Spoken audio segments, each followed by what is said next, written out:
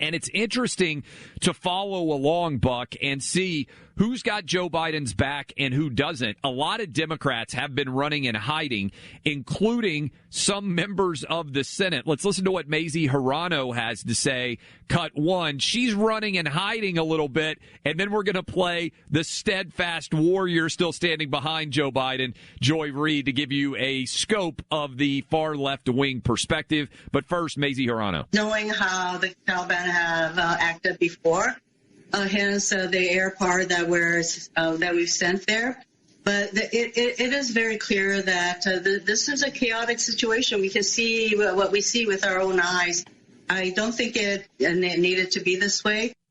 So that's Mazie Hirono, Buck, who is, to be fair, looking at the analysis, not just lining up behind Joe Biden and saying, hey, everything is fine, there's nothing to worry about. I mean, when Mazie Hirono can see something, it couldn't be more obvious, because she is not the sharpest knife in the drawer, so to speak. I mean, Mazie Hirono is pretty widely known as the member of the Senate. Now, there's some very surprisingly inept and unimpressive people in the Congress overall.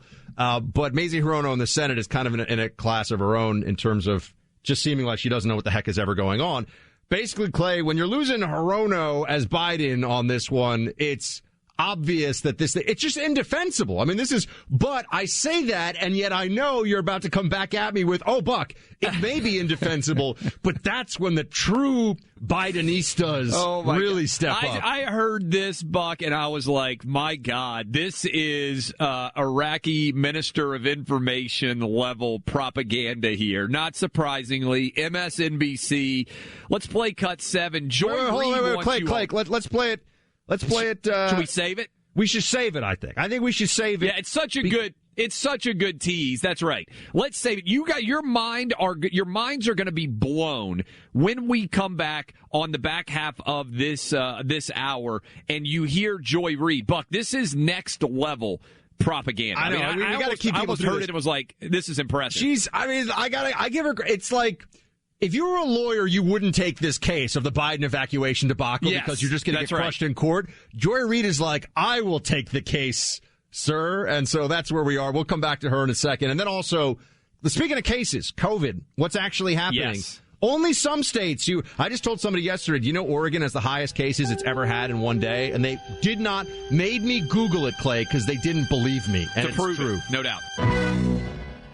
Welcome back to the Clay Travis and Buck Sexton Show. Friday in the mix here with us. Open line Friday in effect. 800-282-2882. That's 800-282-2882. We want to get to a bunch of calls.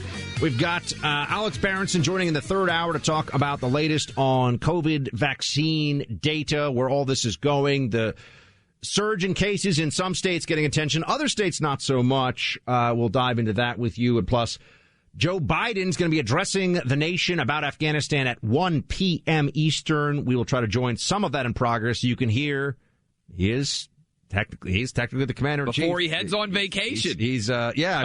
But he is technically the guy in charge, so we kind of do need to hear it. His news. You got to hear what he says about this.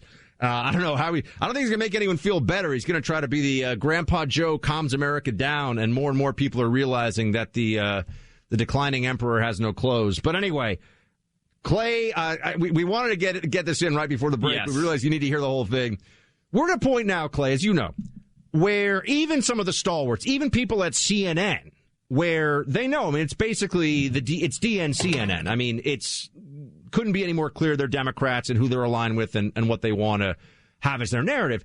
But there comes a point when it's too embarrassing, even for CNN, or at least some of them over there, and even folks at MSNBC to some degree, to carry water for the Biden administration. It's not they don't want to keep carrying the water. They'll just sort of put it aside for a second. They'll say, okay, that's right.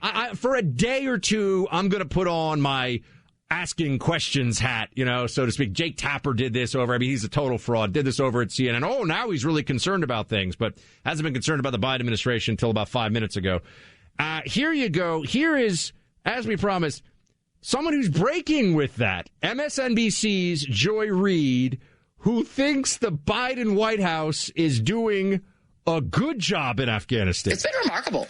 to see daily press conferences and demands for oversight and constant information flowing out of Washington and the press. It sure is dramatically different, frankly, from how the country has approached the January 6th insurrection, which was, to be clear, an attempt by domestic terrorists to take control of our government, to try to install Donald Trump as president against the will of the majority of voters, 80 million of them, to be clear. It was literally homegrown terrorists attacking our democracy. Yet to this day, the details remain elusive.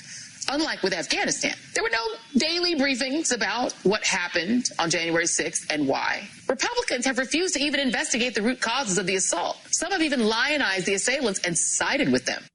Clay, guys, that is thermonuclear level crazy from MSNBC. I mean, that is next level.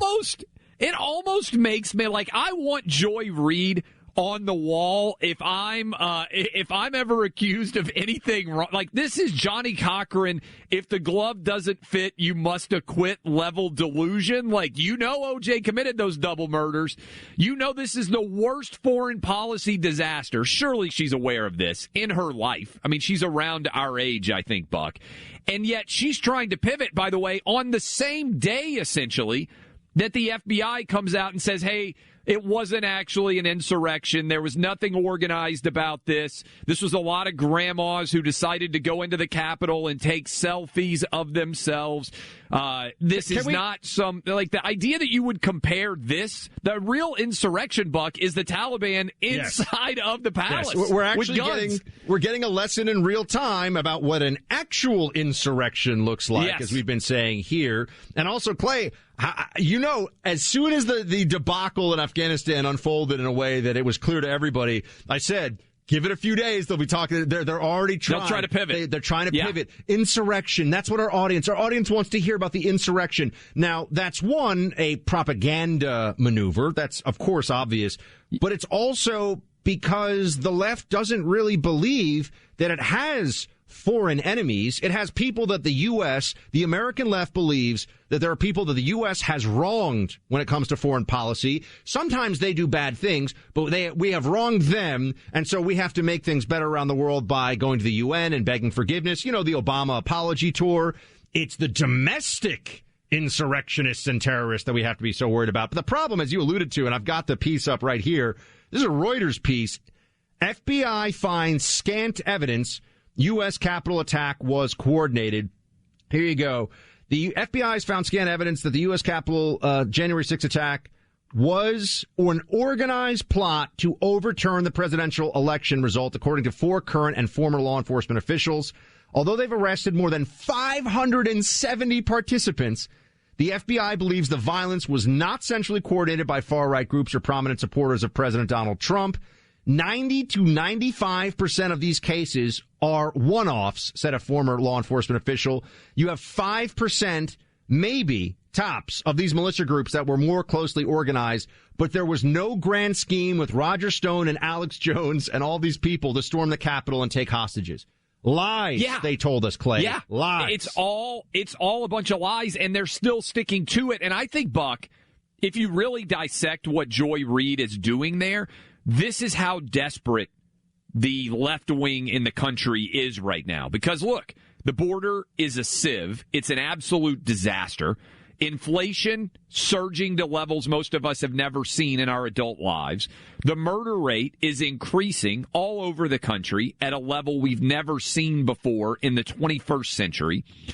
You've got the budget and the infrastructure, which is kind of getting hidden right here, but you got a revolt going on inside of Nancy Pelosi's party. There are 9 Democrats who are moderates who have said, hey, we're not supporting the $3.5 trillion unless the infrastructure bill passes first. You said it earlier this week, and I think it's prescient comment, Buck.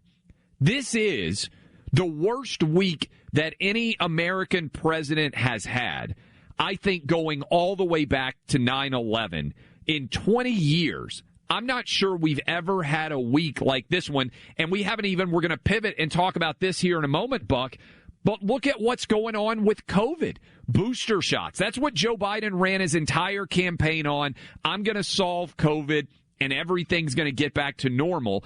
And if you look at the numbers, and we're going to talk with Alex Berenson in the third hour, and he's been very good at telling us where we're headed, All of this is imploding on Joe Biden, and we're in a situation right now where one terrorist, one Taliban member with a gun can effectively blow up Joe Biden's entire presidency if that guy decides to start firing at American citizens. Isn't it fascinating as well? Just because we're talking about what I said with this is the worst week any president has had since 9/11, which I think is true. The Obama ISIS situation, as we talked about, that unfolded more in phases, so it wasn't condensed. So we're talking about impact of on perception during a presidency. This one, but Clay, I just had to take a moment here. Do you remember when the entire corporate Democrat-aligned media acted like the bombing of Pearl Harbor had just occurred again because there was a meeting in Trump Tower where someone showed up and said something and nothing happened and no documents were. Do you remember what was a crisis under the Trump administration? And now you compare it to what we're seeing here. I mean, we're not even talking about the worst border in at least 20 most years. Of our in the 21st century, for sure. I mean, certainly in the 21st century. The worst border, most lawless, most open, most deaths, by the way, overdose deaths in the last 12 months we've ever seen, over 90,000. Vast majority of that is fentanyl and fentanyl that's coming over the U.S.-Mexico border. So we have all these things happen. These are real, Clay. We've got data. And yet they freaked out the Democrat base with all these Russia stories. They were fables. They were myths. Yes. It was fantasies that they were spinning. Even the Facebook money that was being spent, and this is something I know quite a bit about because I ran a digital media company for a long time. I mean, we're talking about pennies. Not even pennies on the dollar that were being spent as if that had impacted the overall result of the election.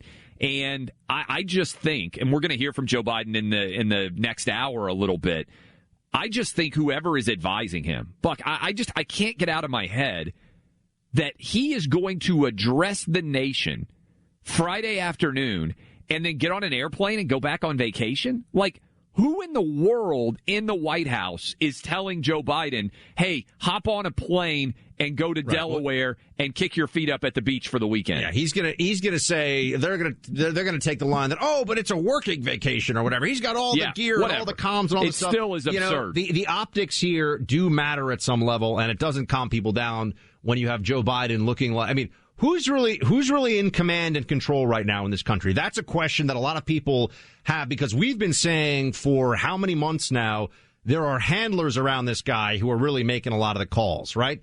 And now we're wondering, okay, Joe Biden seems like he's pretty MIA, so who's actually making the tough calls? It's a great question. General Milley? Secretary of Defense Austin? I mean, you start to look around and say, that doesn't look any better to me. That situation doesn't look like it's improving. But Clay, also, we got to bust out some of the COVID numbers. The COVID numbers that they don't want to talk about. I know you've got those, so we'll dive into that in a moment. Then we got Joe Biden going to try to explain to everybody how it's going to be fine, I guess, at 1 o'clock. Stiff upper lip. We'll fight them on the beaches, Joe Biden style. That's what he's going to say. Yeah. So get ready for it. He's Neville Chamberlain. Yeah.